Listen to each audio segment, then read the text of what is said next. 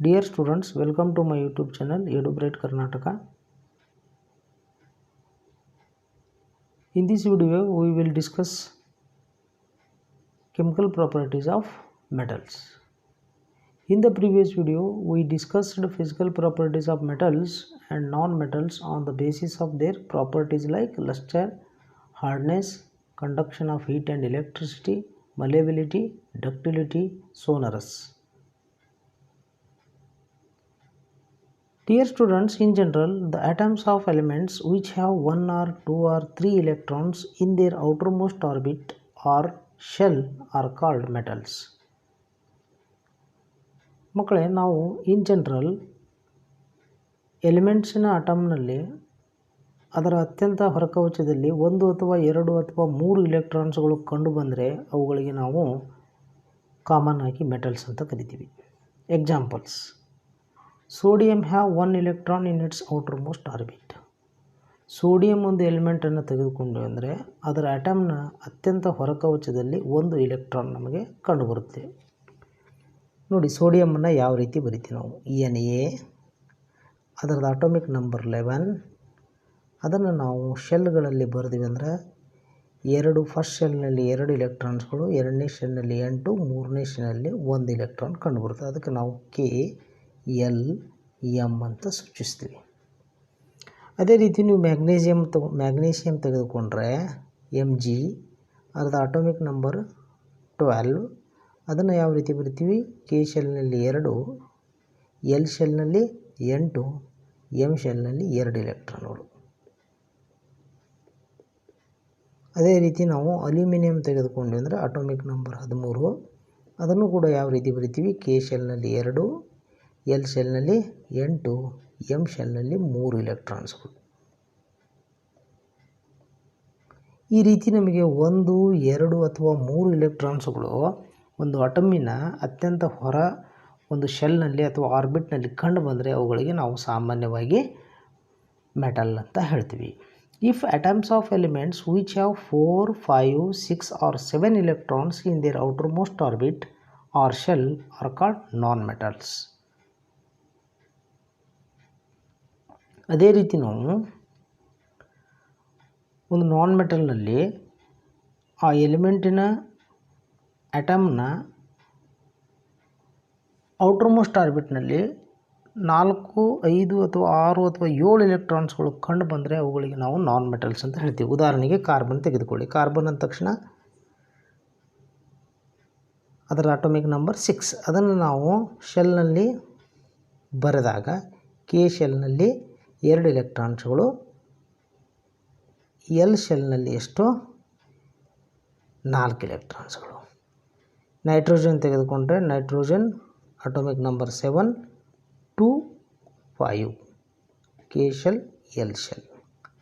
ಅದೇ ರೀತಿ ಆಕ್ಸಿಜನ್ ತೆಗೆದುಕೊಂಡ್ರೆ ಆಕ್ಸಿಜನ್ A2, ಅದನ್ನು 2, 6, K, L.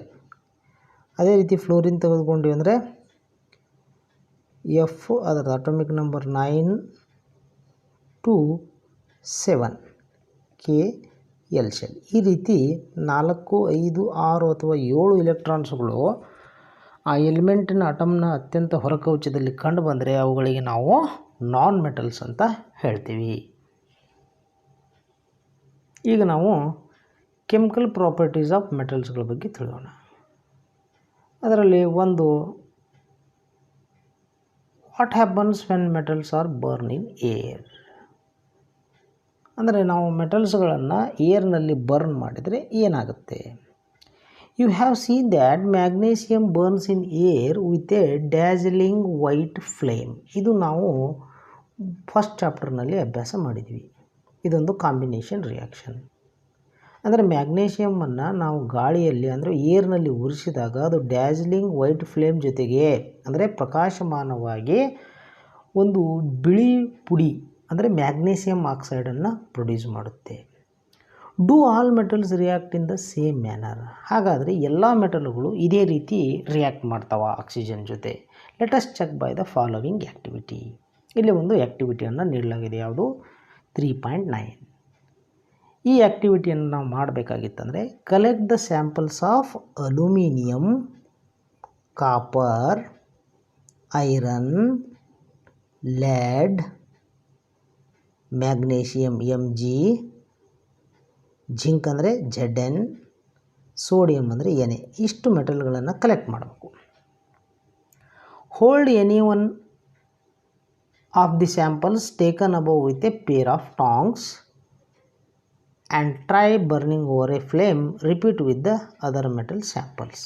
ಅಂದರೆ ಈ ತೆಗೆದುಕೊಂಡಂಥ ಸ್ಯಾಂಪಲ್ಗಳನ್ನು ಒಂದೊಂದನ್ನಾಗಿ ನಾವೇನು ಮಾಡಬೇಕು, ಒಂದು ಹಿಡಿಕೆಯ ಸಹಾಯದಿಂದ ಹಿಡಿದು ಅವುಗಳನ್ನು ಒಂದೊಂದಾಗಿ ಬರ್ನ್ ಮಾಡಬೇಕು. Collect the product if formed, ಅಂದರೆ ಯಾವುದಾದ್ರು ಪ್ರಾಡಕ್ಟ್ ಫಾರ್ಮೇಷನ್ ಆಯ್ತು ಅಂದರೆ ಅದನ್ನು ಕಲೆಕ್ಟ್ ಮಾಡಬೇಕು.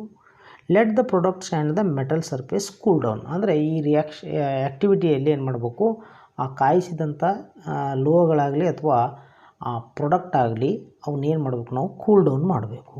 Which metals burns easily, observation ಮಾಡಬೇಕು. ಏನಂತೇಳಿ ಇದರಲ್ಲಿ ಯಾವುದು ಬೇಗನೆ ಬರ್ನ್ ಆಯಿತು. What flame colour did you observe when the metal burned, ಅಂದರೆ ಈ ರಿಯಾಕ್ಷನ್ ನಡೆಯುವಾಗ ಯಾವ ಕಲರ್ ಅಪಿಯರೆನ್ಸ್ ಆಯಿತು ನಮಗಂದನ್ನು ನೋಟ್ ಮಾಡಬೇಕು. How does the metal surface appear after burning, ಅಂದರೆ ಆ ಬರ್ನ್ ಮಾಡಿದ ನಂತರ ಆ ಮೆಟಲ್ನ ಸರ್ಫೇಸ್ ಯಾವ ರೀತಿ ಕಾಣುತ್ತೆ ಅನ್ನೋದನ್ನು ನಾವು ಅಬ್ಸರ್ವ್ ಮಾಡಬೇಕು. Arrange the metals in the decreasing order of their reactivity towards oxygen, ಅಂದರೆ ನಾವು ಈ ಆ್ಯಕ್ಟಿವಿಟಿಯನ್ನು ಮಾಡುವಾಗ ಯಾವುದು ಬೇಗನೆ ಏನಪ್ಪ ಅಂದರೆ ರಿಯಾಕ್ಷನ್ಗೆ ಒಳಪಡ್ತು ಅದನ್ನು ನಾವೇನು ಮಾಡಬೇಕು, ಡಿಕ್ರೀಸಿಂಗ್ ಆರ್ಡರ್ನಲ್ಲಿ ಬರೆದುಕೊಳ್ಬೇಕು. Are the product soluble in water, ನಂತರ ಏನು ಮಾಡಬೇಕು, ಆ ಪ್ರಾಡಕ್ಟನ್ನು ವಾಟರ್ನಲ್ಲಿ ಡಿಸಾಲ್ವ್ ಮಾಡಿ ನೋಡಬೇಕು, ಯಾವುದು ಏನಾಗ್ತದೆ ಸಾಲ್ಯುಬಲ್ ಆಗ್ತದೆ ಅದನ್ನು ನೋಟ್ ಮಾಡಬೇಕು. ಈ ಆ್ಯಕ್ಟಿವಿಟಿ 3.9 ನಾವು ಮಾಡಿದಾಗ ನಾವು ಒಂದು ಅಬ್ಸರ್ವೇಷನನ್ನು ಮಾಡ್ತೀವಿ. ಏನು, almost all metals combine with oxygen to form metal oxides, ಅಂದರೆ metal plus oxygen metal oxide formation ಆಗುತ್ತೆ. ಅಂದರೆ ಮೋಸ್ಟ್ ಆಫ್ ದಿ ಮೆಟಲ್ಸ್, ಇದರ ಅರ್ಥ ಎಲ್ಲ ಮೆಟಲ್ಗಳು ಆಕ್ಸಿಜನ್ ಜೊತೆ ರಿಯಾಕ್ಟ್ ಮಾಡಲ್ಲ, ಆದರೆ ಮೋಸ್ಟ್ ಆಫ್ ದಿ ಮೆಟಲ್ಸ್ ಏನು ಮಾಡ್ತಾವೆ, ರಿಯಾಕ್ಟ್ ಮಾಡ್ತಾವೆ. Example, when copper is heated in air it combines with oxygen to form copper second oxide, a black oxide. ಈ ರಿಯಾಕ್ಷನನ್ನು ನಾವು ಎಲ್ಲಿ ನೋಡಿದ್ದೀವಿ, ಎಲ್ಲಿ ತಿಳಿದುಕೊಂಡಿದ್ದೀವಿ, ಸ್ವಲ್ಪ ಆಲೋಚಿಸಿ ನೋಡೋಣ. ಫಸ್ಟ್ ಚಾಪ್ಟರ್ನಲ್ಲಿ ನಾವು ಆಕ್ಸಿಡೇಷನ್ ಮತ್ತು ರಿಡಕ್ಷನ್ ರಿಯಾಕ್ಷನ್, ಅಂದರೆ ರೆಡಾಕ್ಸ್ ರಿಯಾಕ್ಷನ್ ತಿಳಿದುಕೊಳ್ಳುವಾಗ ನಾವು ಇದನ್ನು ಕಲ್ತಿದ್ದೀವಿ. ಏನು, ಇದರ ಕೆಮಿಕಲ್ ಇಕ್ವೇಷನನ್ನು ನೋಡೋಣ ಯಾವ ರೀತಿ ಆಗುತ್ತೆ ಅಂದರೆ, ಕಾಪರ್ ಅಂದ ತಕ್ಷಣ ಏನು ಬರಿತೀವಿ ನಾವು, Cu ಪ್ಲಸ್ ಏನು ಅದರ ಜೊತೆ ಆಕ್ಸಿಜನ್ ಜೊತೆ ರಿಯಾಕ್ಟ್ ಆಯ್ತಂದರೆ ಪ್ರಾಡಕ್ಟ್ ಏನು ಸಿಗುತ್ತೆ, ಕಾಪರ್ ಆಕ್ಸೈಡ್. ಇದು ನಾವು ಬ್ಯಾಲೆನ್ಸ್ ಮಾಡೋಣ ಕೆಮಿಕಲ್ ಇಕ್ವೇಷನ್. ಇಲ್ಲಿ 2 O2 ಆಗಬೇಕಾಗಿತ್ತಂದರೆ ಎರಡನ್ನು ಕೋಎಫಿಷಿಯಂಟ್ ಯೂಸ್ ಮಾಡಿದೆ ಅಂದರೆ ನಾವು ಇದೊಂದು ಬ್ಯಾಲೆನ್ಸ್ಡ್ ಕೆಮಿಕಲ್ ಇಕ್ವೇಷನ್. ಏನನ್ನು ಯೂಸ್ ಮಾಡಿದ್ವಿ ನಾವು, ಹೀಟನ್ನು. ಇದು ಏನು, ಕಾಪರ್, ಇದು ಆಕ್ಸಿಜನ್, ಇದೇನು copper oxide, copper second oxide. ಇದೊಂದು ಬ್ಲ್ಯಾಕ್ ಆಕ್ಸೈಡ್. ಇಲ್ಲಿ ನೋಡಿ ಚಿತ್ರವನ್ನು ಗಮನಿಸಿ, ಕಾಪರ್ ಪೌಡರ್ ಯಾವ ರೀತಿ ಇರುತ್ತೆ ಅದನ್ನು ನಾವು ಬರ್ನ್ ಮಾಡಿದ ತಕ್ಷಣ ಇದೇನಾಗುತ್ತೆ, ಕಾಪರ್ ಸೆಕೆಂಡ್ ಆಕ್ಸೈಡ್ ಒಂದು ಬ್ಲ್ಯಾಕ್ ಲೇಯರ್ ಫಾರ್ಮೇಷನ್, ಆಕ್ಸೈಡ್ ಲೇಯರನ್ನು ಫಾರ್ಮೇಷನ್ ಮಾಡಿರುತ್ತೆ.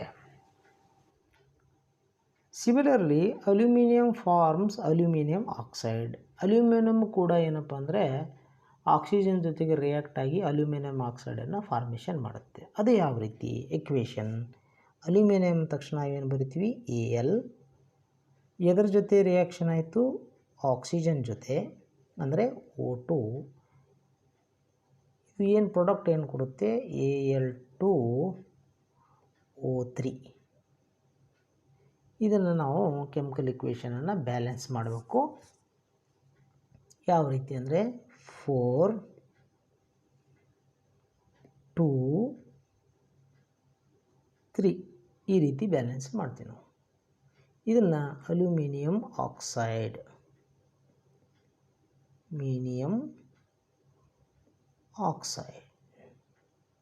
ಈ ಚಿತ್ರವನ್ನು ಗಮನಿಸಿ, ಈ ರೀತಿ ಪ್ರಾಡಕ್ಟ್ ಸಿಗುತ್ತೆ. We know that metal oxides R basic in nature. ಇದನ್ನು ನಾವು ಆಗಲೇ ಅಭ್ಯಾಸ ಮಾಡಿದ್ದೀವಿ. ಏನು ಬೇಸಿಕ್ ಇನ್ ನೇಚರ್ ಅಂದ್ರೇನು? ಉದಾಹರಣೆಗೆ ಕಾಪರ್ ಆಕ್ಸೈಡನ್ನು ತೆಗೆದುಕೊಂಡಿವೆ ಅಂದರೆ ಅದು HCl ಜೊತೆ ರಿಯಾಕ್ಟ್ ಮಾಡಿದಾಗ copper chloride CuCl2 and H2O ಇದು ಪ್ರಾಡಕ್ಟ್ ಸಿಗುತ್ತೆ. ಇದೊಂದು ಸಾಲ್ಟು, ಇದು ವಾಟರ್. ಅಂದರೆ ನಾವು ನೆನಪಿಸ್ಕೊಳ್ಳಿ ನೋಡೋಣ, ಸಾಲ್ಟ್ ಆ್ಯಂಡ್ ವಾಟರ್ ಅಂದ ತಕ್ಷಣ ಇದು ಒಂದು ನ್ಯೂಟ್ರಲೈಸೇಷನ್ ರಿಯಾಕ್ಷನ್. ಅಂದರೆ when acid reacts with base it produce salt and water. ಅಂದರೆ ಇದು ಒಂದು ಮೆಟಲ್ ಆಕ್ಸೈಡ್.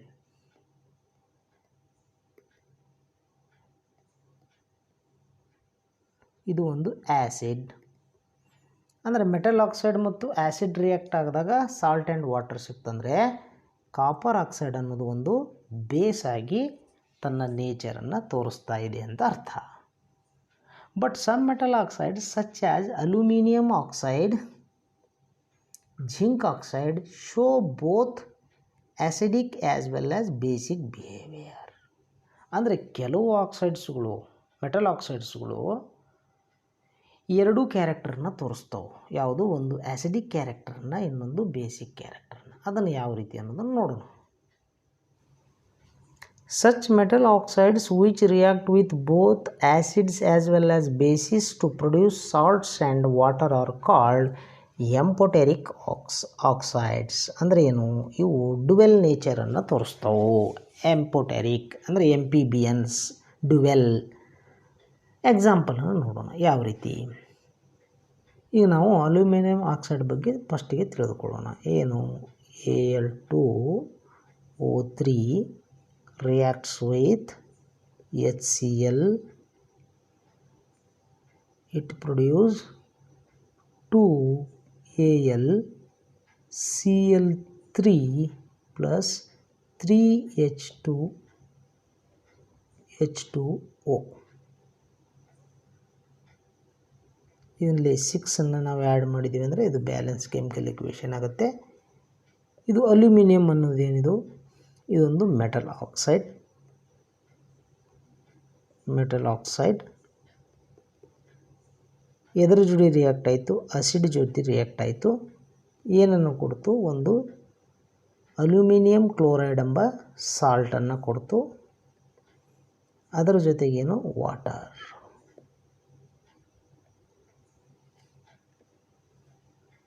ಇದೇ aluminium Al2O3 when reacts with sodium hydroxide, it is a base.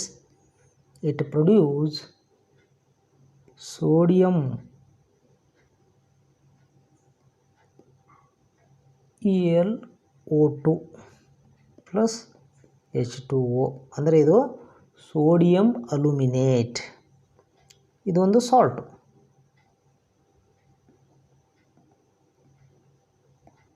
Plus water. ಇದೊಂದು ಸಾಲ್ಟ್. ಅಂದರೆ ಇಲ್ಲಿ ಯಾವ ರೀತಿ ರಿಯಾಕ್ಟ್ ಆಗಿದೆ? ಇದು ಇಲ್ಲಿ ಬೇಸ್ ಆಗಿ ಆಸಿಡ್ ಆಗಿ ರಿಯಾಕ್ಟ್ ಆಗಿದೆ. ಇದೊಂದು ಆಸಿಡ್ ಕ್ಯಾರೆಕ್ಟರನ್ನು ತೋರಿಸ್ತಾ ಇದೆ. ಇದು ಬೇಸ್. ಅಂದರೆ ಆಸಿಡ್ ಬೇಸ್ ಜೊತೆ ಸಾಲ್ಟ್ ಆ್ಯಂಡ್ ವಾಟರ್. ಈ ರೀತಿ ಡುವೆಲ್ ನೇಚರನ್ನು ತೋರಿಸ್ತಾವೆ ಕೆಲವು ಮೆಟಲ್ ಆಕ್ಸೈಡ್ಸ್ಗಳು.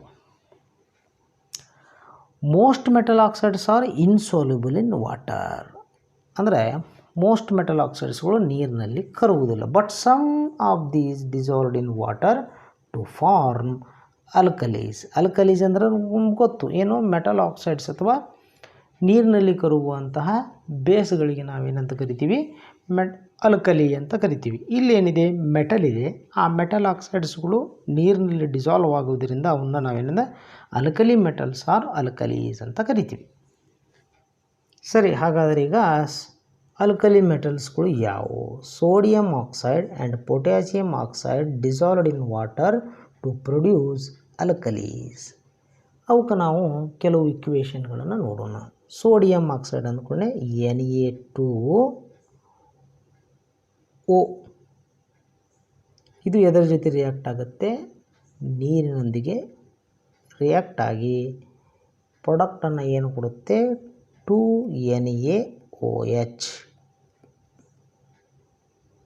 ಅದೇ ರೀತಿ ಪೊಟ್ಯಾಷಿಯಂ ಆಕ್ಸೈಡ್ K2O ಇದರ ಜೊತೆ ನೀರಿನ ಜೊತೆ ರಿಯಾಕ್ಟ್ ಆಗಿ ಪ್ರಾಡಕ್ಟ್ ಏನು ಕೊಡುತ್ತೆ 2KOH ಅಂದರೆ ಪೊಟ್ಯಾಷಿಯಂ ಹೈಡ್ರಾಕ್ಸೈಡ್. ಇದು sodium hydroxide. From this activity we also observe that all metals do not react with oxygen at the same rate. Different metals show different reactivities towards oxygen. ಅಂದರೆ ಎಲ್ಲ ಮೆಟಲ್ಗಳು ಒಂದೇ ಥರನಾಗಿ oxygen ಜೊತೆ react ಆಗಲ್ಲ. ಅವುಗಳ ರಿಯಾಕ್ಟಿವಿಟಿಗಳ ಆಧಾರದ ಮೇಲೆ ಅವು ಆಕ್ಸಿಜನ್ ಜೊತೆಗೆ ರಿಯಾಕ್ಟ್ ಮಾಡ್ತಾವೆ. Examples: metals such as potassium, sodium react so vigorously that they catch fire if kept in the open. ಅಂದರೆ ಇವನ್ನು ನಾವು ಅಟ್ಮಾಸ್ಫಿಯರಿಕ್ ಆಕ್ಸಿಜನಿಗೆ ಓಪನ್ ಆಗಿಟ್ಟು ಬಂದರೆ ಇವು ಬೇಗನೆ ಏನು ಮಾಡ್ತಾವೆ, ವೈಲೆಂಟಾಗಿ ರಿಯಾಕ್ಷನ್ ಮಾಡಿ ಫೈರನ್ನು ಕ್ಯಾಚ್ ಮಾಡ್ತಾವೆ. Hence they kept immersed in kerosene oil. ನಾವೇನು ಮಾಡ್ತೀವಿ, ಆದ್ದರಿಂದ ಇವುಗಳನ್ನು ಕೆರೋಸಿನ್ ಆಯಿಲ್ನಲ್ಲಿ ಕೆಪ್ಟ್ ಮಾಡಿಟ್ಟಿರ್ತೀವಿ. ನೀವು ನೋಡಿದಿರಿ ನೀವು ಲ್ಯಾಬೊರೇಟರಿಗಳಲ್ಲಿ ಇವನ್ನ ಈ ರೀತಿ ಇಟ್ಟಿರುವುದನ್ನು.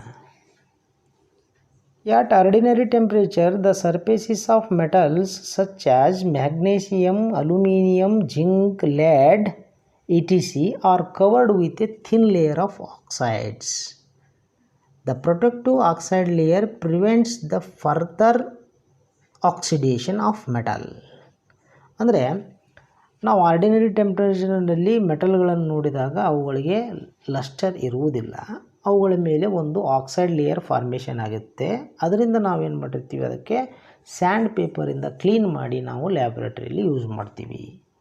ಆ ಪ್ರೊಟೆಕ್ಟಿವ್ ಲೇಯರ್ ಏನು ಮಾಡುತ್ತೆ, ಫರ್ದರ್ ಆಕ್ಸಿಡೇಷನ್ ಆಗುವುದನ್ನು ಅಂದರೆ ಕರೋಸಿನ್ ಆಗುವುದನ್ನು ತಡೆಗಟ್ಟುತ್ತೆ. Iron does not burn on heating but iron filings burn vigorously once sprinkled in the flame of the burner. ಅಂದರೆ ಐರನ್ ಫಿಲ್ಲಿಂಗ್ಸ್ಗಳು ಅಂದರೆ ಕಬ್ಬಿಣದ ಚೂರುಗಳು ಇಲ್ಲಿ ಇದೆ ನೋಡಿ, ಅದು ಐರನ್ ಫಿಲ್ಲಿಂಗ್ಸ್ ಚಿತ್ರವನ್ನು ತೋರಿಸಲಾಗಿದೆ. ಇವು ಏನು ಮಾಡ್ತಾವಪ್ಪ ಅಂದರೆ ಇವನ್ನು ನಾವು ಒಂದು ಬರ್ನರ್ ಫ್ಲೇಮಿಗೆ ಸ್ಪ್ರಿಂಕಲ್ ಮಾಡಿದಾಗ ಏನು ಮಾಡ್ತಾವೆ, ರಿಯಾಕ್ಷನನ್ನು ತೋರಿಸ್ತಾವೆ. Copper does not burn but the hot metal is coated with a black colour layer of copper oxide. ಈಗಾಗಲೇ ನಾವು ಇದನ್ನು ಅಭ್ಯಾಸ ಮಾಡಿದ್ದೀವಿ. Silver and gold do not react with oxygen even at high temperature. ಅಂದರೆ ಸಿಲ್ವರ್ ಮತ್ತು gold ಇವು ಯಾವುದೇ ಕಾರಣಕ್ಕೂ ಹೈ ಟೆಂಪ್ರೇಚರ್ ಇದ್ದರೂ ಕೂಡ ಆಕ್ಸಿಜನ್ ಜೊತೆ ರಿಯಾಕ್ಟ್ ಮಾಡಲ್ಲ. After performing this activity we must have observed that sodium is a most reactive metal. ಈ ರಿಯಾಕ್ಷನ್ ನೋಡಿದ ತಕ್ಷಣ ಎಲ್ಲದಕ್ಕಿಂತ ಮೋರ್ ರಿಯಾಕ್ಟಿವ್ ಯಾವುದಿದೆ, ಸೋಡಿಯಂ ಮೆಟಲ್ ಇದೆ. Magnesium is less vigorous as compare to sodium. ಅಂದರೆ ನೆಕ್ಸ್ಟ್ ನಂಬರ್ ಯಾವುದು ಬರುತ್ತೆ, ಮ್ಯಾಗ್ನೇಸಿಯಮ್ ಅದು ಬರುತ್ತೆ. But burning in oxygen does not help us to decide about reactivity of zinc, iron, copper and lead. ಅಂದರೆ ಈ ನಾವು ಒಂದು ಚಟುವಟಿಕೆಯನ್ನು ಅಬ್ಸರ್ವೇಷನ್ ಮಾಡಿದಾಗ ಇಲ್ಲಿ ಬರ್ನಿಂಗ್ ಆಕ್ಸಿಜನ್ ಜೊತೆ ಬರ್ನ್ ಮಾಡುವಂಥ ಜಿಂಕ್ ಮತ್ತು ಐರನ್, ಕಾಪರ್ ಮತ್ತು ಲೆಡ್ಗಳ ರಿಯಾಕ್ಟಿವಿಟಿಯನ್ನು ನಾವು ಡಿಸೈಡ್ ಮಾಡೋಕ್ಕೆ ಆಗಲ್ಲ. ಸರಿ, ಹಾಗಾದರೆ ಇಲ್ಲೊಂದು ಡೂ ಯು ನೋ ಅಂತ ಕೊಟ್ಟಿದ್ದಾರೆ, ಅದರ ಬಗ್ಗೆ ನಾವು ತಿಳ್ಕೊಳ್ಳೋಣ. Anodising is a process of forming a thick oxide layer of aluminium. ಅಂದರೆ ಆ್ಯನೋಡೈಸಿಂಗ್ ಒಂದು ಪ್ರೊಸೆಸ್ಸು. ಇದರಿಂದ ಏನಾಗುತ್ತೆ ಅಂದರೆ ನಾವು ಅಲ್ಯೂಮಿನಿಯಂ ಮೇಲೆ ಒಂದು ಥಿಕ್ ಆಕ್ಸೈಡ್ ಲೇಯರನ್ನು ಫಾರ್ಮೇಷನ್ ಮಾಡ್ತೀವಿ. Aluminium develops a thin oxide layer when expose to air. ಅಂದರೆ ಅಲ್ಯೂಮಿನಿಯಮನ್ನು ನಾವು ಏರಿಗೆ ಎಕ್ಸ್ಪೋಸ್ ಮಾಡಿದ ಮೇಲೆ ಅದು ಏನಾಗುತ್ತೆ ಅಂದರೆ ಒಂದು ಥಿನ್ ಲೇಯರ್ ಆಫ್ ಆಕ್ಸೈಡನ್ನು ಫಾರ್ಮೇಷನ್ ಮಾಡಿರುತ್ತೆ. This aluminium oxide coat makes it resistance to further corrosion. ಅಂದ್ರೆ ಆ ಆಕ್ಸೈಡ್ ಏನಾಗುತ್ತೆ ಅಂದರೆ ಆ ಅಲ್ಯೂಮಿನಿಯಂ ಹಾಳಾಗುವುದನ್ನು ತಡೆಗಟ್ಟುತ್ತೆ. The resistance can be improved further by making the oxide layer thicker. ಇದನ್ನೇ ರೆಸಿಸ್ಟೆನ್ಸನ್ನು ನಾವು ಇನ್ನಷ್ಟು ಹೆಚ್ಚು ಮಾಡ್ಬೋದು, ಇಂಪ್ರೂವ್ ಮಾಡ್ಬೋದು. ಇದರಿಂದ ಆ ಲೇಯರನ್ನು ಥಿಕ್ ಮಾಡುವುದರಿಂದ. During anodising a clean aluminium article is made the anode and is electrolysed with dilute sulphuric acid ಅಂದರೆ H2SO4 ಜೊತೆ ಏನು ಮಾಡ್ತೀವಿ, ಎಲೆಕ್ಟ್ರೋಲೈಸಿಸ್ ಮಾಡ್ತೀವಿ. The oxygen gas evolved at the anode reacts with aluminium to make a thicker protective oxide layer. ಅಂದರೆ ನಾವು anode ಆಗಿ ಅದನ್ನು convert ಮಾಡಿರ್ತೀವಿ ಅಲ್ಯೂಮಿನಿಯಮನ್ನು. ಆ ರಿಯಾಕ್ಷನ್ಗೆ ಒಳಪಟ್ಟು ಏನಾಗುತ್ತೆ, ಆಕ್ಸಿಜನ್ ಅದಕ್ಕೆ ಥಿಕ್ಕರ್ ಲೇಯರನ್ನು ಫಾರ್ಮೇಷನ್ ಮಾಡುತ್ತೆ. This oxide layer can be dyed easily to give aluminium articles and attractive finish. ಇದು ನಮಗೆ ಎದಕ್ಕೆ ಸಹಾಯ ಆಗುತ್ತೆ ಅಂದರೆ ಅವುಗಳಿಗೆ ನಾವು ಅಟ್ರಾಕ್ಟಿವ್ ಕಲರ್ಗಳನ್ನು, ಡೈಗಳನ್ನು ನಾವು ಮಾಡ್ಬೋದು. Let us know about second property. What happens when metals react with water. ಇಲ್ಲೂ ಕೂಡ ಒಂದು ಆ್ಯಕ್ಟಿವಿಟಿಯನ್ನು ನೀಡಲಾಗಿದೆ. Activity 3.10. Collect the sample of the same metals as in activity 3.9. ನಾವು ಈಗಲೇ 3.9ನಲ್ಲಿ ಯೂಸ್ ಮಾಡಿದಂಥ ಮೆಟಲ್ಗಳನ್ನು ಕಲೆಕ್ಟ್ ಮಾಡಬೇಕು. Put small pieces of the samples separately in beakers half filled with cold water. ಅಂದರೆ ಕೆಲವು ಕೋಲ್ಡ್ ವಾಟರ್ ಇರುವಂಥ ಬೀಕರ್ಗಳನ್ನು ತೆಗೆದುಕೊಂಡು ಹಾಫ್ ಫಿಲ್ಡ್ ಆಗಿರುವಂಥದ್ದು ಅದರಲ್ಲಿ ಸ್ಯಾಂಪಲ್ಸ್ಗಳನ್ನು ಸಪ್ರೇಟ್ಲಿ ಹಾಕಬೇಕು. Which metals react with cold water, arrange them in the increasing order of their reactivity with cold water. ಅಂದರೆ ಅದರಲ್ಲಿ ಯಾವ ಮೆಟಲ್ ರಿಯಾಕ್ಟ್ ಆಯಿತು ಅನ್ನೋದನ್ನು ಅಬ್ಸರ್ವೇಷನ್ ಮಾಡಬೇಕು. Did any metal produce fire on water, observation ಮಾಡಬೇಕು. Does any metal start floating after some time, ಅಂದರೆ ಯಾವುದಾದ್ರೂ metal float ಅಂದರೆ ತೇಲ್ತಾ ಇದೆ ಅಂತ ಅಬ್ಸರ್ವೇಷನ್ ಮಾಡಬೇಕು. Put the metals that did not react with cold water in beakers half filled with hot water. ಅಂದರೆ cold ವಾಟರ್ನಲ್ಲಿ react ಆಗಲಾದಂಥ ಮೆಟಲ್ಗಳನ್ನು ಹಾಫ್ ಫಿಲ್ಡ್ ಬೀಕರ್ ಎಂಥದ್ದು ಹಾಟ್ ವಾಟರ್ ಇರುವಂಥ ಬೀಕರ್ನಲ್ಲಿ ಇರಿಸಬೇಕು. For the metals that did not react with hot water arrange the apparatus as shown in figure 3.1. ಈ ರೀತಿ ನಾವು ಕೋಲ್ಡ್ ವಾಟರ್ನಲ್ಲಿ ಮತ್ತು ಹಾಟ್ ವಾಟರ್ನಲ್ಲಿ ರಿಯಾಕ್ಟ್ ಆಗಲಾರಂಥ ಮೆಟಲ್ಗಳನ್ನು ಈ ರೀತಿ ನಾವು ಒಂದು ಆ್ಯಕ್ಟಿವಿಟಿಯನ್ನು ಮಾಡಬೇಕು. For the metals that did not which metals did not react even with steam, arrange the metals in the decreasing order of reactivity with water. ಅಂದರೆ ಇವುಗಳನ್ನು ಅರೇಂಜ್ಮೆಂಟ್ ಮಾಡಬೇಕು ಯಾವ ರೀತಿ ರಿಯಾಕ್ಟಿವಿಟಿ ಇದೆ. ಈ ಫಿಗರ್ 3.3ಯಲ್ಲಿ action of steam on metal. ಅಂದರೆ ಇದರಲ್ಲಿ ಏನು ಮಾಡಬೇಕು, ಒಂದು glass wool soaked in water, ಅಂದರೆ ಒಂದು ಗ್ಲಾಸ್ ವೂಲ್ ಅಂತ ಸಿಗುತ್ತೆ, ಅದನ್ನು ಏನು ಮಾಡಬೇಕು, ನೀರಿನಲ್ಲಿ ಸರಿಯಾಗಿ ನೆನೆಸಿರಬೇಕು. ಇದು ಬರ್ನರ್ ಮುಖಾಂತರ ಅದು ಕಾಯಿಸಿದಾಗ ಅದೇನು ಮಾಡುತ್ತೆ, ಸ್ಟೀಮನ್ನು ಬಿಡುಗಡೆ ಮಾಡುತ್ತೆ. ಆ ಸ್ಟೀಮ್ ಏನಾಗುತ್ತೆ, ಈ ಮೆಟಲ್ ಮೇಲೆ ಅಂದರೆ ಮೆಟಲ್ ಸ್ಯಾಂಪಲ್ ಮೇಲೆ ರಿಯಾಕ್ಟ್ ಮಾಡಿಕೊಂಡು ಹೈಡ್ರೋಜನ್ ಗ್ಯಾಸ್ ಏನಾಗುತ್ತೆ ಬಿಡುಗಡೆ ಮಾಡುತ್ತೆ. Observations. Metals react with water and produce a metal oxide and hydrogen gas. ಅಂದರೆ ಮೆಟಲ್ ಆಕ್ಸೈಡ್ ಮತ್ತು ಹೈಡ್ರೋಜನ್ ಗ್ಯಾಸ್ಗಳು ಪ್ರೊಡ್ಯೂಸ್ ಆಗ್ತವೆ. Metal oxides that are soluble in water dissolve in it form metal hydroxide. ಅಂದರೆ ಆ metal ಆಕ್ಸೈಡ್ಸ್ಗಳು ಯಾವ ವಾಟರ್ನಲ್ಲಿ dissolve ಆಗ್ತಾವಲ್ಲ ಅವನ್ನ ನೀರಿನಲ್ಲಿ dissolve ಮಾಡಿದರೆ ಮೆಟಲ್ ಆಕ್ಸೈಡ್ ಪ್ರೊಡ್ಯೂಸ್ ಆಗುತ್ತೆ.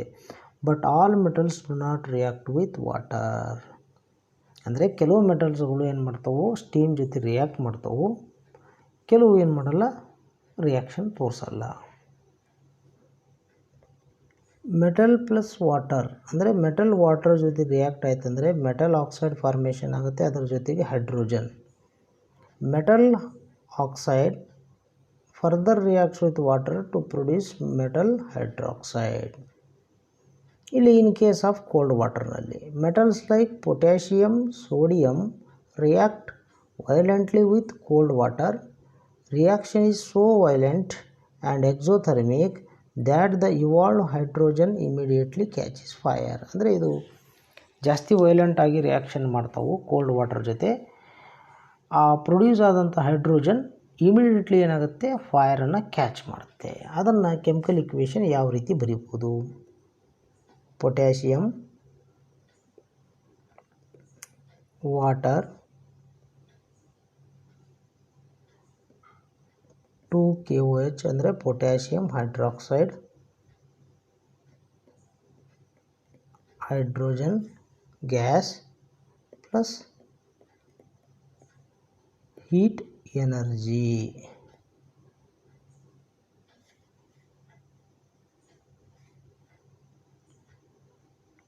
ಇಲ್ಲಿ 2 ಕೋಎಫಿಷಿಯಂಟ್ ಯೂಸ್ ಮಾಡಬೇಕು, ಇಲ್ಲಿ 2k ಆಗಬೇಕು. ಇದು ಬ್ಯಾಲೆನ್ಸ್ ಕೆಮಿಕಲ್ ಇಕ್ವೇಷನ್ ಆಯಿತು.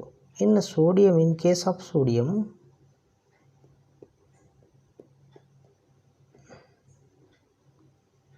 ಏನು ಪ್ರೊಡ್ಯೂಸ್ ಮಾಡುತ್ತೆ, 2NaOH sodium hydroxide plus hydrogen plus heat energy.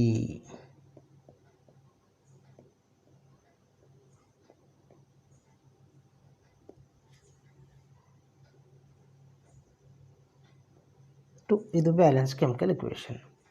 The reaction of calcium with water is less violent.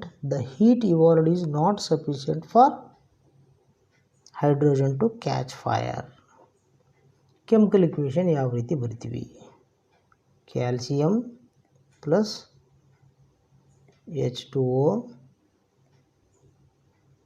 CaOH twice plus H2 gas. ಇದು ಏನಾಗುತ್ತೆ,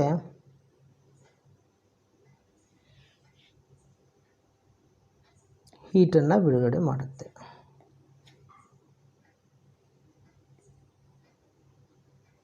ಇದು calcium hydroxide.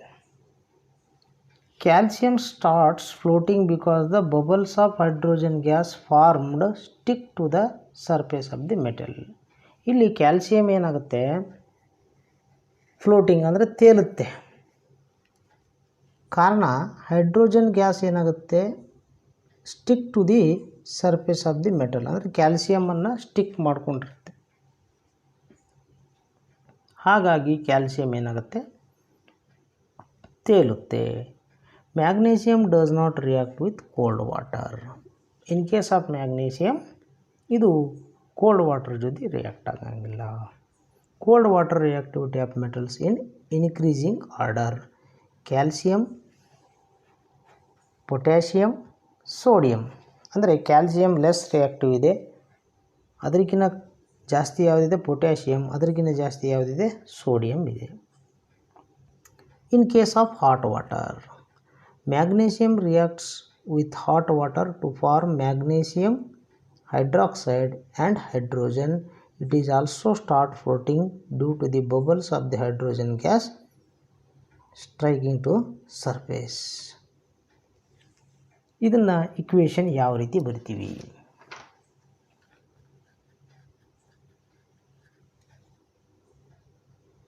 Magnesium plus H2O, ಇದು ಏನಾಗುತ್ತೆ magnesium hydroxide form MgOH twice. ಅದರ ಜೊತೆಗೆ ಏನಪ್ಪ ಅಂದರೆ hydrogen ಗ್ಯಾಸನ್ನು ರಿಲೀಸ್ ಮಾಡುತ್ತೆ. Metals like aluminium, iron, zinc do not react with cold or hot water. ಅಂದರೆ ಅಲ್ಯೂಮಿನಿಯಂ, ಐರನ್ ಮತ್ತು ಜಿಂಕು ಕೋಲ್ಡ್ ಇರಲಿ ಅಥವಾ ಹಾಟ್ ವಾಟರ್ ಇರಲಿ ಅವುಗಳ ಜೊತೆ ರಿಯಾಕ್ಟ್ ಮಾಡಲ್ಲ. ಹಾಗಾದರೆ ಇವು in case of steam, metals like aluminium, iron, zinc are reacts with steam to form metal oxide and hydrogen. ಈಗ ಅವುಗಳ ಕೆಮಿಕಲ್ ಇಕ್ವೇಷನ್ನ ತಿಳಿಯೋಣ. ಯಾವುದು, Al ಅಲ್ಯೂಮಿನಿಯಂ ವಿತ್ ವಾಟರ್ ಅಂದರೆ steam, Al2O3 plus H2.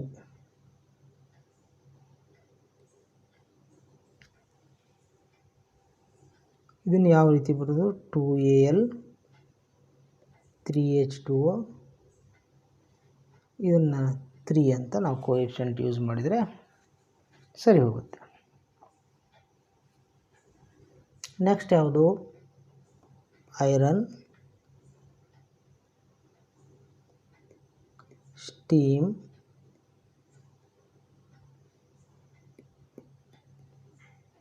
Ferric oxide plus hydrogen gas. ಇದನ್ನು 4 4 3. ಇದನ್ನು ಯಾವ ರೀತಿ ಬರೀಬೋದು? Zinc reacts with steam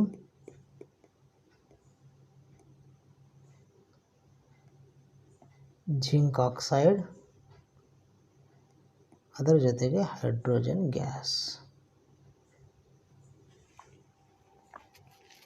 Metals such as lead, copper, silver, gold do not react with water at all. ಅಂದರೆ lead, copper, silver, gold cold water ಆಗಲಿ, hot water ಆಗಲಿ ಅಥವಾ steam ಆಗಲಿ ಅವುಗಳ ಜೊತೆ ರಿಯಾಕ್ಟ್ ಆಗಲ್ಲ. Metals in decreasing order of reactivity with water: sodium, potassium, calcium, magnesium, aluminium, iron, lead, copper, silver, mercury. ಈ ರೀತಿ ಏನಪ್ಪ ಅಂದ್ರೆ ಡಿಕ್ರೀಸಿಂಗ್ ಆರ್ಡರ್ನಲ್ಲಿ ಇದನ್ನು ತೋರಿಸಲಾಗಿದೆ. Let us now what happens when metals react with acids. ಈಗ ಆಸಿಡ್ ಜೊತೆ ಯಾವ ರೀತಿ ಮೆಟಲ್ಗಳು ರಿಯಾಕ್ಟ್ ಮಾಡ್ತಾವೆ. Already you learned that metals react with acids to give salt and hydrogen gas.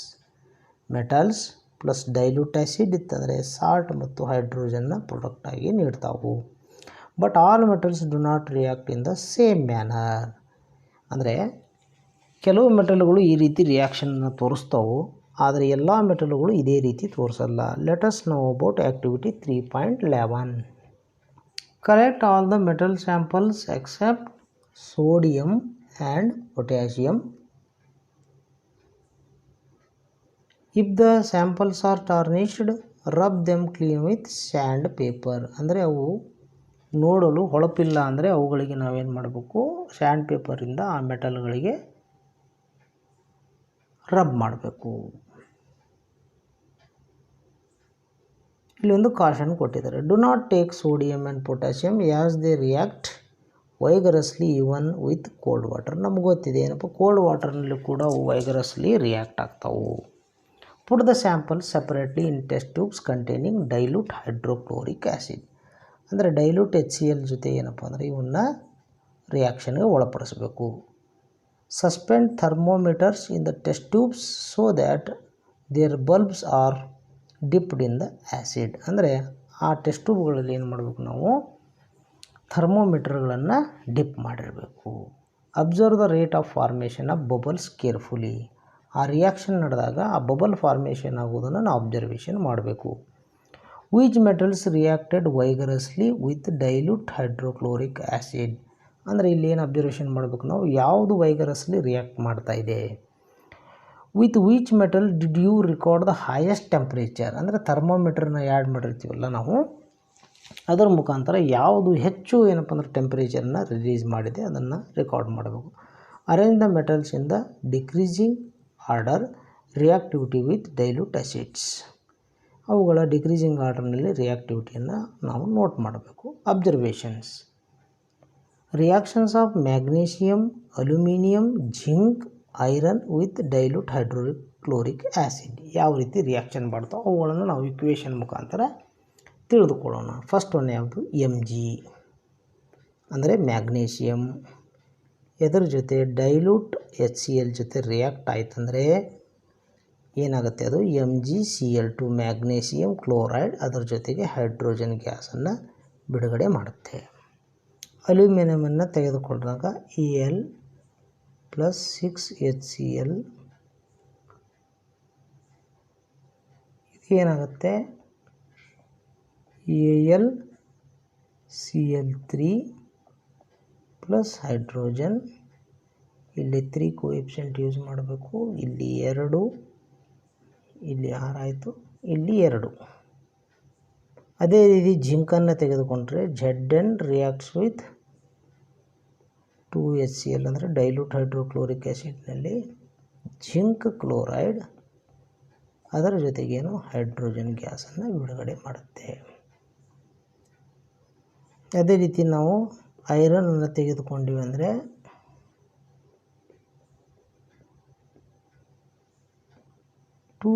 FeCl3 iron chloride 3H2 2 ಕೋಎಫಿಷಿಯೆಂಟನ್ನು use ಮಾಡಬೇಕು.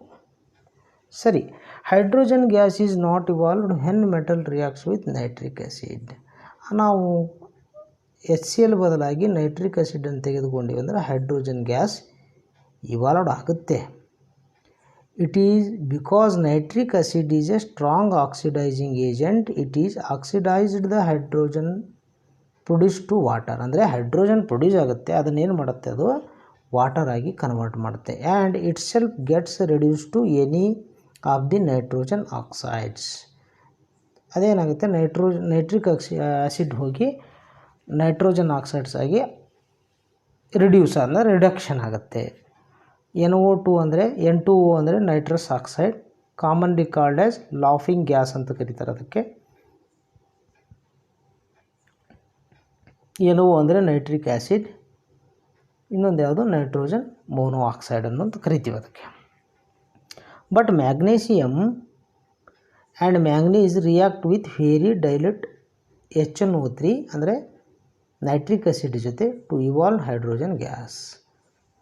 Manganese ಮತ್ತು magnesium ಎರಡು ಏನಾಗ್ತವೆ ಅಂದರೆ ಡೈಲ್ಯೂಟ್ HNO3 ಜೊತೆ ರಿಯಾಕ್ಟ್ ಮಾಡಿ ಹೈಡ್ರೋಜನ್ ಗ್ಯಾಸನ್ನು ಇವಾಲ್ವ್ ಮಾಡ್ತವೆ. In case of copper, no bubbles were seen and the temperature also remained unchanged. Copper does not react with dilute HCl. ಅಂದರೆ ಕಾಪರು HCl ಜೊತೆ ರಿಯಾಕ್ಟ್ ಮಾಡಲ್ಲ. Magnesium reacts vigorously with dilute HCl and record the highest temperature. Magnesium ತೆಗೆದುಕೊಂಡಿವಿ ಅಂದರೆ ಇದು vigorously dilute HCl ಜೊತೆ react ಆಗುತ್ತೆ ಮತ್ತು ಹೆಚ್ಚಿನ ಟೆಂಪ್ರೇಚರನ್ನು ಬಿಡುಗಡೆ ಆಗುತ್ತೆ. Because the reaction is most exothermic. The reactivity decrease in the order magnesium, aluminium, zinc, Fe ಇವು ಡಿಕ್ರೀಸಿಂಗ್ ಆರ್ಡರ್ನಲ್ಲಿ. ಅಂದರೆ ಮ್ಯಾಗ್ನೀಸಿಯಮ್ ಜಾಸ್ತಿ ಏನಾಗುತ್ತೆ, ವೈಗರಸ್ಲಿ ಆಗಿ ರಿಯಾಕ್ಟ್ ಆಗುತ್ತೆ. ಅದಕ್ಕಿಂತ ಕಡಿಮೆ ಯಾವುದು ಅಲ್ಯೂಮಿನಿಯಂ, ಅದಕ್ಕಿಂತ ಕಡಿಮೆ ಯಾವುದು ಜಿಂಕ್, ಅದಕ್ಕಿಂತ ಕಡಿಮೆ ಯಾವುದು ಐರನ್. ಇಲ್ಲೊಂದು ಡು ಯು ನೋ ಕೊಟ್ಟಿದ್ದಾರೆ, ಅದನ್ನು ನೋಡೋಣ. ಎಕ್ವರೇಜಿಯಾ, ಲ್ಯಾಟಿನ್ ಫಾರ್ ರಾಯಲ್ ವಾಟರ್ ಅಂತ ಕರೀತಾರೆ ಇದಕ್ಕೆ, is A freshly prepared mixture of concentrated hydrochloric acid and concentrated nitric acid in the ratio of 3:1. ಅಂದರೆ ಇದು ಫ್ರೆಶ್ಲಿ ಪ್ರಿಪೇರ್ ಮಾಡ್ತೀವಿ. ಹೆಂಗಂದರೆ 3 ಒಳಗೆ ಯಾವುದು ಕಾನ್ಸಂಟ್ರೇಟೆಡ್ HCl ಅನ್ನು ತೆಗೆದುಕೊಳ್ತೀವಿ, 1 ಒಳಗೆ ಯಾವುದು ನೈಟ್ರಿಕ್ ಆ್ಯಸಿಡ್ ಅಂದರೆ HNO3 ಅನ್ನು ತೆಗೆದುಕೊಳ್ತೀವಿ. ಇಟ್ ಕ್ಯಾನ್ ಡಿಸಾಲ್ವ್ ಗೋಲ್ಡ್, ಇದು ಗೋಲ್ಡನ್ನು ಡಿಸಾಲ್ವ್ ಮಾಡ್ತೇವೆ. Even though neither of these acids can do so alone. ಅಂದರೆ ಸಿಂಗಲ್ ಆಗಿದ್ದಾಗ ಆ ರೀತಿ ರಿಯಾಕ್ಷನನ್ನು ತೋರಿಸಲ್ಲ. Aqua regia is a highly corrosive fuming liquid. It is one of the few reagents such that is able to dissolve gold and platinum. Platinum ಮತ್ತು ಗೋಲ್ಡನ್ನು ಇವು dissolve ಮಾಡ್ತವೆ. How do metals react with solutions of other metal salts? Take a clean wire of copper and iron nail. Put the copper wire in a solution of iron sulfate and the iron nail is in a solution of copper sulfate taken in test tubes. Record your observations after 20 minutes. ಅಂದರೆ copper sulphate ಮತ್ತು iron sulphate solution ತೆಗೆದುಕೊಂಡು copper ಸಲ್ಫೇಟ್ನಲ್ಲಿ iron ನೇಲನ್ನು ಹಾಕಬೇಕು. Iron ಸಲ್ಫೇಟ್ನಲ್ಲಿ ಏನು ಮಾಡಬೇಕು, copper ವೈರನ್ನು ಹಾಕಬೇಕು. ಇದು 20 ನಿಮಿಷದ ನಂತರ ಇದನ್ನು ನಾವು ರಿಯಾಕ್ಷನ್ ಆದ ನಂತರ ಇದನ್ನು ಅಬ್ಸರ್ವೇಷನ್ ರೆಕಾರ್ಡ್ ಮಾಡಬೇಕು. In which test tube did you find that a reaction has occurred? ಯಾವ ಟೆಸ್ಟ್ ಟ್ಯೂಬ್ನಲ್ಲಿ ರಿಯಾಕ್ಷನ್ ಆಗಿದೆ ಅಂತ ನಾವು ನೋಡಬೇಕು. On what basis can you say that a reaction has actually taken place? ನಾವು ಯಾವ ಬೇಸಿಸ್ ಮೇಲೆ ಅದು ರಿಯಾಕ್ಷನ್ ನಡೆದಿದೆ ಅನ್ನೋದನ್ನು ಹೇಳಬೇಕು. Can you correlate your observation for the activities 3.9, 3.10, 3.11? Write a balanced chemical equation for the reaction that has taken place. ಅಂದರೆ balanced chemical equation ಬರೀಬೇಕು. Name the type of reaction. ಇಲ್ಲಿ ಅಬ್ಸರ್ವೇಷನ್ನ ಏನು ಮಾಡ್ತೀವಿ? The test tube in which iron nail immersed in copper sulfate solution reaction has occurred. ಅಂದರೆ ಐರನ್ನಲ್ಲಿರುವಂಥ copper sulphate ಸೊಲ್ಯೂಷನ್ನಲ್ಲಿ reaction ಆಗಿದೆ ಅಂತ ನಾವು ಹೇಳ್ತೀವಿ. We say the reaction has taken on the basis of iron nail colour change to brown colour. ನಾವು ಈ ರಿಯಾಕ್ಷನನ್ನು ನೋಡಿದಾಗ ಇಲ್ಲಿ ಐರನ್ ನೇಲ್ ಏನಾಗಿರುತ್ತೆ, ಬ್ರೌನ್ ಕಲರ್ ಆಗಿ ಕನ್ವರ್ಟ್ ಆಗಿರುತ್ತೆ. That means copper was deposited on iron nail. ಇದರರ್ಥ ಕಾಪರ್ ಏನಾಗಿದೆ, ಐರನ್ ನೇಲ್ ಮೇಲೆ ಡಿಪಾಸಿಟ್ ಆಗಿದೆ. We have seen in the previous activities 3.9, 3.10, 3.11 that all metals are not equally reactive. ನಾವು ನೋಡಿದ್ದೀವಿ, cold ವಾಟರ್ನಲ್ಲಿ ನೋಡಿದ್ದೀವಿ, ಹಾಟ್ ವಾಟರ್ನಲ್ಲಿ ನೋಡಿದ್ದೀವಿ, ಸ್ಟೀಮ್ನಲ್ಲಿ ನೋಡಿದ್ದೀವಿ, ಆ್ಯಸಿಡ್ ಜೊತೆ ರಿಯಾಕ್ಟ್ ಆಗೋದನ್ನು ನೋಡಿದ್ದೀವಿ ನಾವು. ಇವುಗಳ ಆಧಾರದ ಮೇಲೆ ಎಲ್ಲ ಮೆಟಲ್ಗಳು ಒಂದೇ ಥರನಾಗಿ ರಿಯಾಕ್ಟಿವ್ ಆಗಿರಲ್ಲ. ಇದಕ್ಕೆ ನಾವು ಬ್ಯಾಲೆನ್ಸ್ಡ್ ಕೆಮಿಕಲ್ ಇಕ್ವೇಷನ್ನ ಬರೀನ. ಇನ್ನು ಆಲ್ರೆಡಿ ನಾವು 1ನೇ ಅಧ್ಯಾಯದಲ್ಲಿ ಬರೆದಿದ್ವಿ. ಏನು, Fe plus CuSO4 copper sulphate, ಏನು FeSO4 ಫೆರಸ್ ಸಲ್ಫೇಟ್, ಅದರ ಜೊತೆಗೆ ಏನಾಗುತ್ತೆ, ಕಾಪರ್ ರಿಲೀಸ್ ಆಗುತ್ತೆ. ಇದೊಂದು ಡಿಸ್ಪ್ಲೇಸ್ಮೆಂಟ್ ರಿಯಾಕ್ಷನ್ಗೆ ಒಂದು ಉದಾಹರಣೆ. ಇದೇನಾಗುತ್ತೆ, ಸಲ್ಫೇಟ್ ಜೊತೆ ಕೂಡಿಕೊಂಡು ಇದು ಕಾಪರ್ ಈ ರೀತಿ ಸಪ್ರೇಟ್ ಆಗುತ್ತೆ. Conclusion: more reactive metals can displace less reactive metals from their compounds in solution or molten form. ಅಂದರೆ ಮೋಲ್ಟನ್ ಫಾರ್ಮ್ನಲ್ಲಿರಲಿ ಅಥವಾ ಸೊಲ್ಯೂಷನ್ ಫಾರ್ಮ್ನಲ್ಲಿರಲಿ, ಅವಕ್ಕೆ ಏನಪ್ಪ ಅಂದ್ರೆ ಮೋರ್ ರಿಯಾಕ್ಟಿವ್ ಮೆಟಲ್ಸ್ ಏನು ಮಾಡ್ತಾವೆ, ಲೆಸ್ ರಿಯಾಕ್ಟಿವ್ ಮೆಟಲ್ಸನ್ನು ಡಿಸ್ಪ್ಲೇಸ್ ಮಾಡ್ತಾವೆ. ಇಲ್ಲಿ ಐರನ್ ಏನು ಮಾಡ್ತು, ಕಾಪರನ್ನು ಡಿಸ್ಪ್ಲೇಸ್ ಮಾಡಿದೆ. We checked the reactivity of various metals with oxygen, water, salts, but all metals do not react with these reagents. ಅಂದರೆ ಒಂದೇ ಥರನಾಗಿ ಇವು ರಿಯಾಕ್ಷನನ್ನು ತೋರಿಸಿಲ್ಲ. So we were not able to put all metal samples we had collected in decreasing order of their reactivity. ಅವುಗಳ reactivity ಆಧಾರದ ಮೇಲೆ ನಾವು ಇವುಗಳನ್ನು ಡಿಕ್ರೀಸಿಂಗ್ ಆರ್ಡರ್ನಲ್ಲಿ ಬರೆಯೋಕ್ಕಾಗಲ್ಲ. It is simple and easy. If metal A ಡಿಸ್ಪ್ಲೇಸಿಸ್ metal B from its solution, it is more reactive to than B. ನೋಡಿ, metal A salt of solution B, salt of solution A metal B. ಅಂದರೆ metal A ಏನಾಯಿತು, metal ಬಿಯನ್ನು displace ಮಾಡಿ ಅದನ್ನು separate ಮಾಡ್ತು. The reactivity series. The reactivity series is a list of metals arranged in the order of their decreasing activities. ಅದು ಯಾವ ರೀತಿ ನಾವು ಆ್ಯಕ್ಟಿವಿಟೀಸನ್ನು ಡಿಕ್ರೀಸ್ ಆಗಿ ತೋರಿಸುತ್ತೆ, ಅದರ ಆಧಾರದ ಮೇಲೆ ಮೆಟಲ್ಗಳನ್ನು ನಾವೇನು ಮಾಡೀವಿ, ರಿಯಾಕ್ಟಿವಿಟಿ ಸೀರೀಸನ್ನು ಮಾಡಿದ್ದೀವಿ. ಇಲ್ಲೊಂದು ಟೇಬಲ್ ಇದೆ, ಅಬ್ಸರ್ವೇಷನ್ ಮಾಡಿ. ಹಾಗಾದರೆ ಪೊಟ್ಯಾಷಿಯಮ್ ಏನಾಯಿತು, ಮೋಸ್ಟ್ ರಿಯಾಕ್ಟಿವ್ ಆಯಿತು. ಅದಕ್ಕಿಂತ ಕಡಿಮೆ ಯಾವುದು, ಸೋಡಿಯಂ. ಅದಕ್ಕಿಂತ ಕಡಿಮೆ ಕ್ಯಾಲ್ಸಿಯಂ. ಇದೇ ರೀತಿ ನಾವು ಡಿಕ್ರೀಸಿಂಗ್ ಆರ್ಡರ್ನಲ್ಲಿ ಬರ್ಕೊಂಡು ಹೋಗಿದ್ದೀವಿ. ಕೊನೆಯದಾಗಿ ಯಾವುದು, ಸಿಲ್ವರ್ ಮತ್ತು ಗೋಲ್ಡ್ ಬರುತ್ತೆ. Let us now how do metals and non metals react. ಈಗ ಕೆಮಿಕಲ್ ಪ್ರಾಪರ್ಟೀಸನ್ನು ನೋಡ್ಕೊಂಡಿವಿ. ಈಗ ಮೆಟಲ್ಸ್ ಮತ್ತು ನಾನ್ ಮೆಟಲ್ಸ್ಗಳು ಯಾವ ರೀತಿ ರಿಯಾಕ್ಟ್ ಮಾಡ್ತಾವೆ. Dear students, you learned about the electronic configuration of elements in class 9. You learnt that noble gases which have a completely filled valence shell show little chemical activity. ನಮಗೆ ಗೊತ್ತಿದೆ electronic configuration ಯಾವ ರೀತಿ ಬರಿತೀವಿ ಅನ್ನೋದು. ಅವುಗಳ ಆಧಾರದ ಮೇಲೆ ಏನಪ್ಪ ಅಂದ್ರೆ, ನೋಬಲ್ ಗ್ಯಾಸ್ಗಳು ಕಂಪ್ಲೀಟ್ಲಿ ಫಿಲ್ಡ್ ವೆಲೆನ್ಸ್ ಶೆಲ್ಗಳನ್ನು ಹೊಂದಿದ್ದಾವೆ.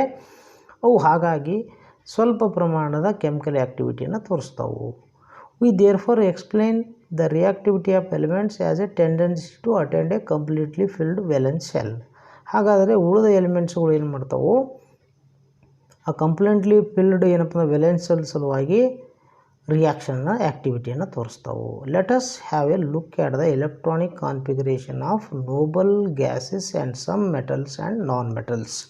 ಇಲ್ಲಿ ನೋಬಲ್ ಗ್ಯಾಸನ್ನು ತೆಗೆದುಕೊಳ್ಳಿ, ಟೇಬಲನ್ನು ಸರಿಯಾಗಿ ಅಬ್ಸರ್ವೇಷನ್ ಮಾಡಿ.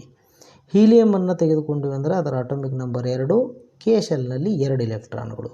ನಿಯಾನನ್ನು ತೆಗೆದುಕೊಂಡ್ವಿ ಅಂದರೆ ಅಟೋಮಿಕ್ ನಂಬರ್ ಎಷ್ಟು, 10, 2 ಕೆ ಶೆಲ್ನಲ್ಲಿ 8 ಎಲ್ ಶೆಲ್, ಅಂದರೆ ಕಂಪ್ಲೀಟ್ಲಿ ಫಿಲ್ಡ್ ಶೆಲ್. ಒಂದು ಆಕ್ಟೇಟ್ ರೂಲರ್ ಇರ್ಬೋದು ಅಥವಾ ನೀಲ್ಸ್ ಬೋರ್ನ ಪ್ರಕಾರ 2, 8, 18, 32 ಈ ರೀತಿ ಇರ್ಬೋದು. ಮೆಟಲ್ಸನ್ನು ತೆಗೆದುಕೊಂಡ್ವಿ ಅಂದರೆ ಸೋಡಿಯಂನಲ್ಲಿ ಏನಿದೆ, ಅಟೋಮಿಕ್ ನಂಬರ್ 11, ಕೆ ಶೆಲ್ನಲ್ಲಿ 2, ಎಲ್ ಶೆಲ್ನಲ್ಲಿ 8, ಎಮ್ ಶೆಲ್ಲಲ್ಲಿ ಒಂದು ಇಲೆಕ್ಟ್ರಾನು. ಅದೇ ರೀತಿ ಮ್ಯಾಗ್ನೀಷಿಯಮ್ ಇದೆ, ಅಲ್ಯೂಮಿನಿಯಂ ಇದೆ, ಪೊಟ್ಯಾಷಿಯಮ್ ಇದೆ, ಕ್ಯಾಲ್ಸಿಯಂ ಇದೆ. ಸರಿಯಾಗಿ ಚಾರ್ಟನ್ನು ಅಬ್ಸರ್ವ್ ಮಾಡಿ. ನಾನ್ ಮೆಟಲ್ಸ್ ತೊಗೊಂಡಿವಿ ಅಂದರೆ ನೈಟ್ರೋಜನ್ ಅಟಾಮಿಕ್ ನಂಬರ್ 7 ಇದೆ. ಈ ಫಸ್ಟ್ ಕೆ ಶೆಲ್ನಲ್ಲಿ 2, ಎಲ್ ಶೆಲ್ನಲ್ಲಿ 5 ಇಲೆಕ್ಟ್ರಾನ್ಸ್ಗಳು. ಅಂದರೆ ಇವು ಇನ್ಕಂಪ್ಲೀಟ್ ಫಿಲ್ಡ್ ಅದಾವು.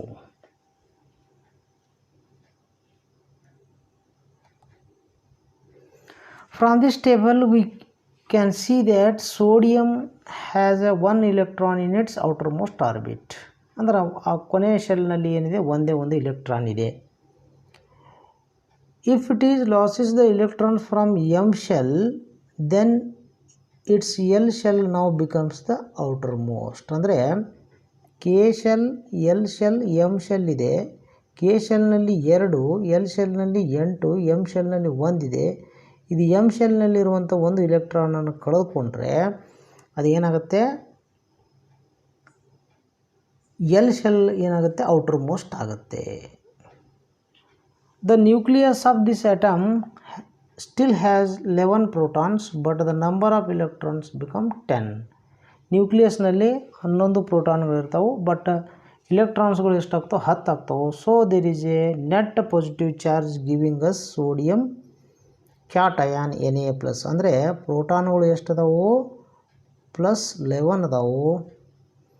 ಇಲೆಕ್ಟ್ರಾನ್ಗಳು ಎಷ್ಟು ಅದಾವು, -10. ಇದು ಏನಾಗುತ್ತೆ, ಪಾಸಿಟಿವ್ ಚಾರ್ಜನ್ನು ಪಡೆದುಕೊಳ್ಳುತ್ತೆ. ಒಂದು ಎಕ್ಸ್ಟ್ರಾ ಏನಾಗುತ್ತೆ, ಪಾಸಿಟಿವ್ ಚಾರ್ಜ್ ಇರುತ್ತೆ. On the other hand chlorine has 7 electron in its outermost orbit and requires 1 more electron to complete octet role. Chlorine ಅಂದ ತಕ್ಷಣ 2, 8, 7 ಈ ರೀತಿ ಬರಿತೀವಿ. K shell, L shell, M shell. ಇದು 7 ಇಲೆಕ್ಟ್ರಾನ್ಗಳು ಔಟರ್ ಮೋಸ್ಟ್ ಆರ್ಬಿಟ್ನಲ್ಲಿದೆ. ಇದಕ್ಕೆ 1 ಪ್ಲಸ್ ಇಲೆಕ್ಟ್ರಾನ್ ಸಿಕ್ಬಿಟ್ರೆ ಇದು ಆಕ್ಟೇಟ್, ಅಂದರೆ 8 ಆಕ್ಟೇಟನ್ನು ಕಾನ್ಫಿಗರೇಷನನ್ನು ಪಡೆದುಕೊಳ್ಳುತ್ತೆ. If sodium and chlorine were to react, the electron lost by sodium could be taken up by chlorine. ಇದು ಸೋಡಿಯಂ ಮತ್ತು ಕ್ಲೋರಿನ್ ರಿಯಾಕ್ಟ್ ಆದರೆ ಸೋಡಿಯಂ ಒಂದು ಇಲೆಕ್ಟ್ರಾನನ್ನು ಬಿಟ್ಟುಕೊಟ್ರೆ ಕ್ಲೋರಿನ್ ಒಂದು ಇಲೆಕ್ಟ್ರಾನ್ ತೆಗೆದುಕೊಂಡು ಆಕ್ಟೇಟ್ ರೋಲ್ ಎರಡೂ ಏನಾಗ್ತವೆ, ನೋಬಲ್ ಗ್ಯಾಸ್ ಕಾನ್ಫಿಗರೇಷನನ್ನು ಪಡೆದುಕೊಳ್ತವೆ. After gaining an electron the chlorine atoms gets unite negative charge because its nucleus has 7 protons and there are 18 electrons in its k element shell. ಅಂದರೆ ಏನಾಗುತ್ತೆ, chlorine ನ್ಯೂಕ್ಲಿಯಸ್ನಲ್ಲಿ 17 ಪ್ರೋಟಾನ್ಗಳು ಇರ್ತವೆ, ಆದರೆ ಇಲೆಕ್ಟ್ರಾನ್ಗಳ ಸಂಖ್ಯೆ ಏನಾಗುತ್ತೆ, 18 ಆಗುತ್ತೆ. ಇದರಿಂದ ಒಂದು ನೆಗೆಟಿವ್ ಚಾರ್ಜ್ ಹೆಚ್ಚಾಗೋದ್ರಿಂದ ಅದು ನೆಗೆಟಿವ್ ಚಾರ್ಜನ್ನು ಪಡೆದುಕೊಳ್ಳುತ್ತೆ. This gives us chlorine anion. So both these elements can have a give and take relation between them. ಇದರಿಂದ ಏನಾಗುತ್ತೆ, ಗಿವ್ ಆ್ಯಂಡ್ ಟೇಕ್ ರಿಲೇಷನನ್ನು ಬೆಳೆಸ್ತವೆ ಎರಡು.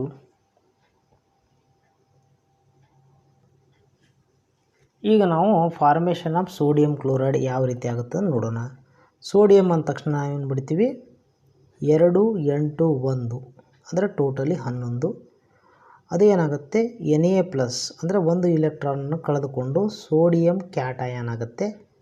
ಕ್ಲೋರಿನ್ ಅಂದ ತಕ್ಷಣ ಏನು, 2, 8, 7 ಔಟರ್ ಮೋಸ್ಟ್ ಆರ್ಬಿಟ್ನಲ್ಲಿ 7 ಇದೆ. ಇದನ್ನು ನಾವೇನಪ್ಪ ಅಂದರೆ ಅಟಾಮಿಕ್ ನಂಬರ್ 17. ಇದು ಒಂದು ಇಲೆಕ್ಟ್ರಾನನ್ನು ಪಡೆದುಕೊಂಡು 2, 8, 8 ಅಂದರೆ ಕೆ ಶೆಲ್ನಲ್ಲಿ 2, ಎಲ್, ಎಮ್ ಶೆಲ್ನಲ್ಲಿ 8. ಇದು ಏನಾಗುತ್ತೆ, ಕ್ಲೋರೈಡ್ ಆನಯಾನ್ ಆಗುತ್ತೆ. ಈ ರೀತಿ ಸೋಡಿಯಂ ಒಂದು ಇಲೆಕ್ಟ್ರಾನನ್ನು ಬಿಟ್ಟುಕೊಟ್ಟು ಸೋಡಿಯಂ ಪ್ಲಸ್, ಇದು ಕ್ಲೋರಿನ್ ಮೈನಸ್ ಆಗಿ ಉಳಿಯುತ್ತೆ.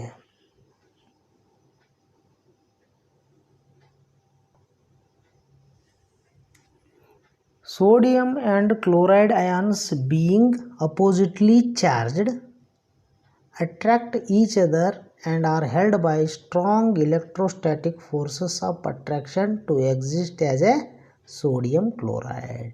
ಅಂದರೆ ಅವುಗಳ ಮಧ್ಯದಲ್ಲಿ ಒಂದು ಸ್ಟ್ರಾಂಗ್ ಎಲೆಕ್ಟ್ರೋಸ್ಟ್ಯಾಟಿಕ್ ಫೋರ್ಸಸ್ ಅಂದರೆ ಸ್ಥಾಯಿ ವಿದ್ಯುತ್ ಫಾರ್ಮೇಷನ್ ಆಗುತ್ತೆ.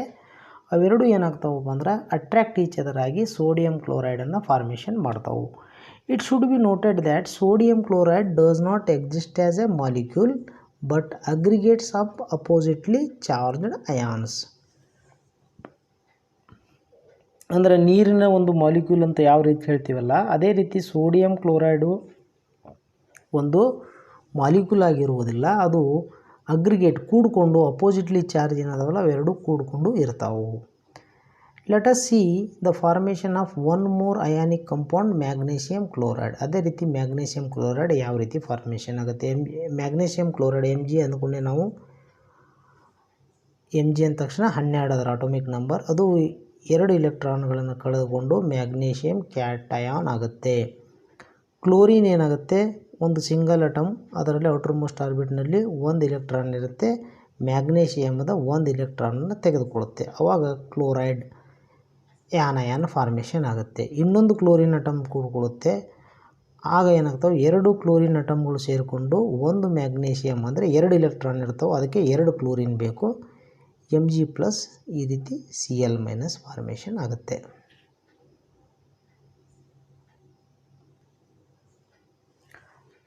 The compounds formed in this manner by the transfer of electrons from metal to a non-metal are known as ionic compounds.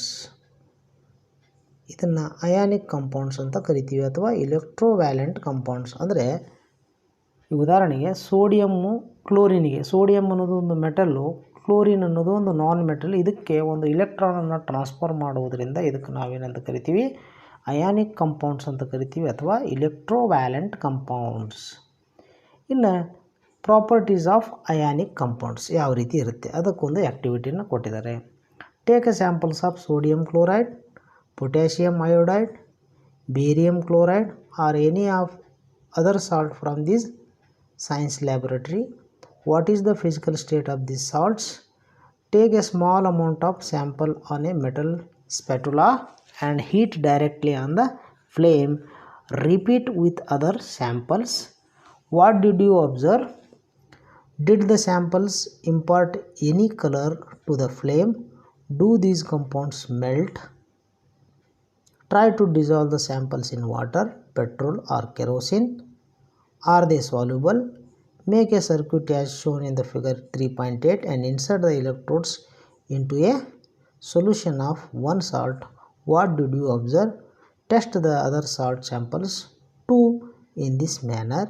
What is your inference about the nature of these compounds? ಈ ರೀತಿ ನಾವು ಆ್ಯಕ್ಟಿವಿಟಿಯನ್ನು ಮಾಡಬೇಕು. ಅಂದರೆ sodium chloride, potassium chloride, barium chloride ಅಂತ ತೆಗೆದುಕೊಂಡು ಈ figure 3.9ನಲ್ಲಿ ಮತ್ತು 3.8ನಲ್ಲಿ ತೋರಿಸಿರುವಂತೆ ನಾವು ಅದನ್ನು ಮಾಡಿ ನೋಡಬೇಕು. ಈ ಆ್ಯಕ್ಟಿವಿಟಿ ಮಾಡಿದ ಮೇಲೆ ನಾವು ಏನನ್ನು ಅಬ್ಸರ್ವೇಷನ್ ಮಾಡ್ತೀವಿ. Physical nature. Ionic compounds are solids and are somewhat hard because of the strong force of attraction between the positive and negative ions. ನಮಗೆ ಇದು ಗೊತ್ತಿದೆ, ಎಲೆಕ್ಟ್ರೋಸ್ಟ್ಯಾಟಿಕ್ ಫೋರ್ಸ್ ಆಫ್ ಅಟ್ರಾಕ್ಷನ್ ಅಂತ ಹೇಳ್ತೀವಿ ನಾವು. These compounds are generally brittle and break into pieces and pressure is applied. ನಾವು ಪ್ರೆಷರನ್ನು apply ಮಾಡಿದ್ವಿ ಅಂದರೆ ಈ ಕಂಪೌಂಡ್ಸ್ಗಳು ಏನಾಗ್ತವೆ, ಬ್ರೇಕ್ ಆಗ್ತವೆ. ಮತ್ತು ಇವು ಜನರಲಿ ಹೆಂಗಿರ್ತಾವೆ ಅಂದರೆ ಬ್ರಿಟಲ್ ಆಗಿರ್ತಾವೆ, ಅಂದರೆ ಬಿದುರು ಆಗಿರ್ತಾವೆ.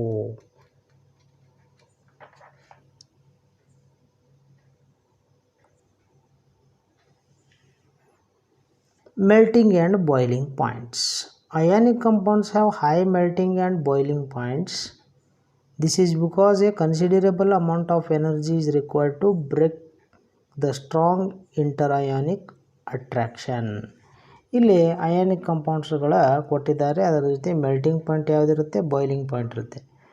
ನೋಡಿ, ಸೋಡಿಯಂ ಕ್ಲೋರೈಡ್ ತೊಗೊಂಡ್ರೆ 1074, 1686 ಬಾಯ್ಲಿಂಗ್ ಪಾಯಿಂಟ್.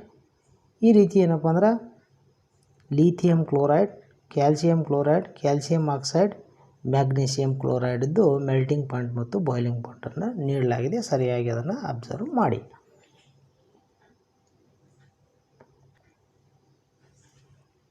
ಇನ್ನು ಸಾಲ್ಯುಬಿಲಿಟಿಯನ್ನು ನೋಡಿದ್ವಿ ಅಂದರೆ ionic compounds are electrovalent compounds are generally soluble in water and insoluble in solvents such as kerosene and petrol.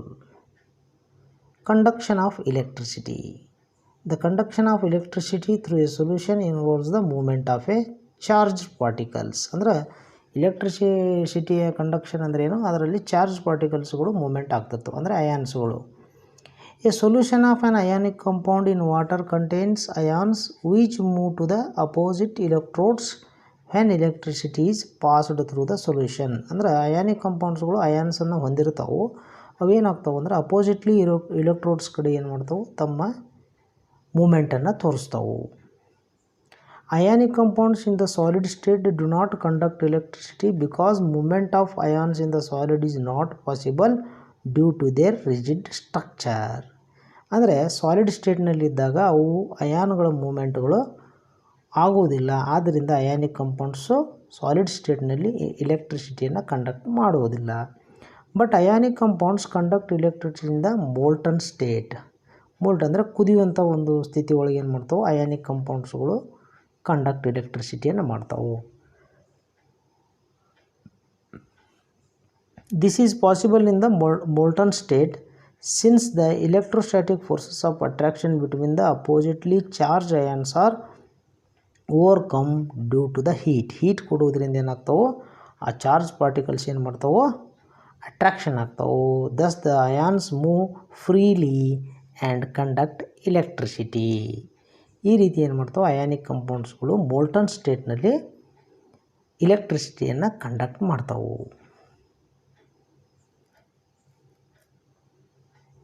ಸರಿ, ಹಾಗಾದರೆ ಈ ವಿಡಿಯೋವನ್ನು ಇಲ್ಲಿಗೆ ಮುಕ್ತಾಯಗೊಳಿಸೋಣ. ಮುಂದಿನ ಒಂದು ಟಾಪಿಕನ್ನು ಮುಂದಿನ ವಿಡಿಯೋದಲ್ಲಿ ಚರ್ಚಿಸೋಣ ಅಂತ ಹೇಳುತ್ತಾ, ಇಲ್ಲಿಯವರೆಗೂ ಈ ಅವಧಿಯನ್ನು ವೀಕ್ಷಣೆ ಮಾಡಿದ್ದಕ್ಕಾಗಿ ತಮ್ಮೆಲ್ಲರಿಗೂ ಧನ್ಯವಾದಗಳು. Thank you for watching this video.